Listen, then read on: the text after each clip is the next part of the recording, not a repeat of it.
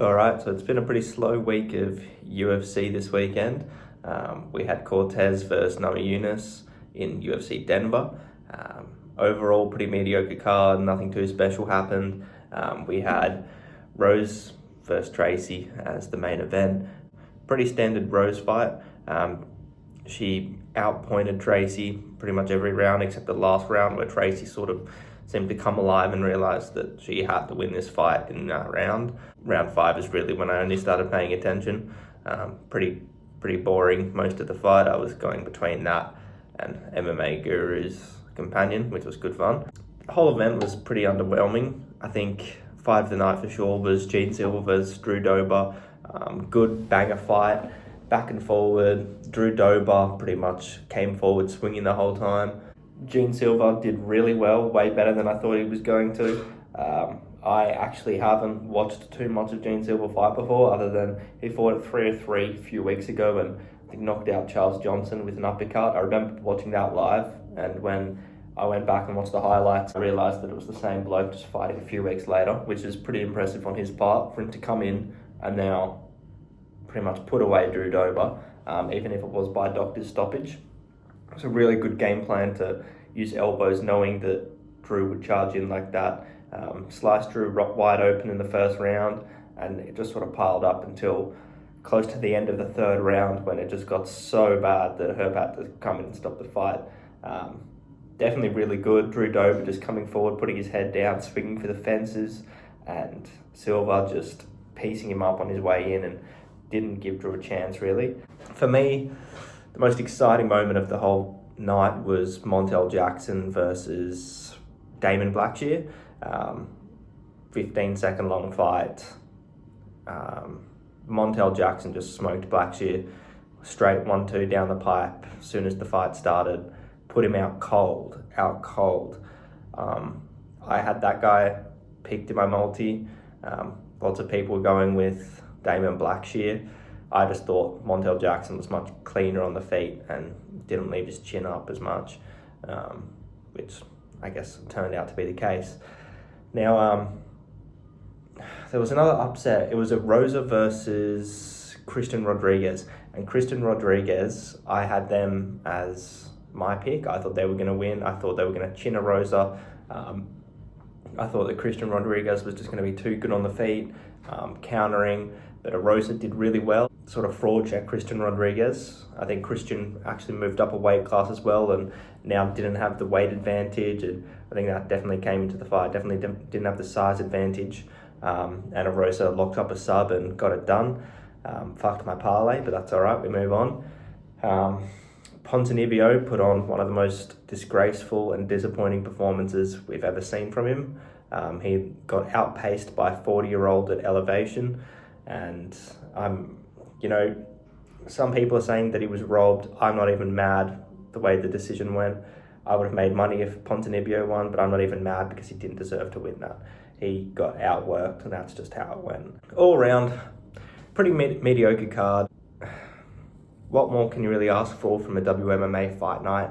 But yeah, all right. At least we've got Amanda Lemos versus Verna Jandiroba to look forward to next week, which will be great. So, looking forward to that. Now, Donald Trump has united Conor McGregor and Michael Chandler. McGregor posted a tweet about Trump being a billionaire who should be on his own yacht, touring the Mediterranean, looking at different golf courses. But instead he was, to quote, spitting out bullets in Pennsylvania. Michael Chandler replied to this post saying, "We stand united on this." Of course, to be expected from Michael Chandler, the Captain America of the UFC, to come out with a statement like this. He also made an Instagram post, of course. Conor then replied to Chandler with the statement, "I talked to Dana today about our next date. All good, 24 for sure." So that's at least somewhat news. I guess not really. Fucking Conor McGregor's been saying that he's had 4 or 5 different dates over the last year and a half with Michael Chandler. So who fucking knows at this point? They're saying 24 for sure.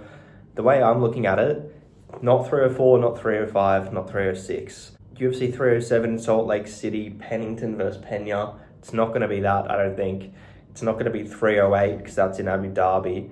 309, That's going to be John Jones, probably, I think it was in New York or Vegas, I don't remember, 309. So it's probably going to be 310 in December, which is an unannounced location. I'm pretty sure they were booked for December last year, which is pretty crazy. So it's been a whole another 12 months and still no fight. So Conor seems to say 24 for sure.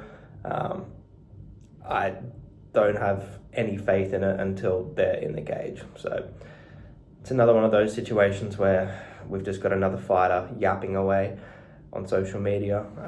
Can't really trust what Conor's saying at the moment. But yeah, Donald Trump getting shot at, well, actually getting shot has united Conor McGregor and Michael Chandler. So interesting turn of events.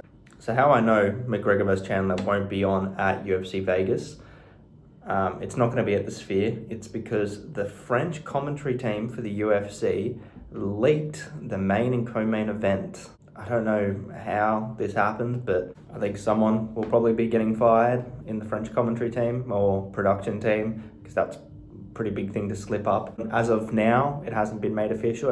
As of me recording this video, no fights have been made official by a UFC post.